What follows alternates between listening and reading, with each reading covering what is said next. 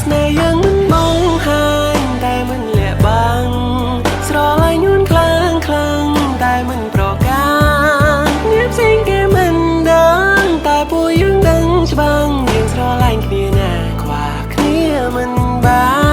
នចាំពេលយើងរៀបការសំយើងប្រាប់គេមកមិនទៅណាទេអូនកុំបារម្ភក្នុង profile គ្មានរូបអូនតែពេលរំពេញដោយស្នេហ៍មុំគ្មានអ្នកបង្ខំយើងដើរផ្លូវជាមួយគ្នា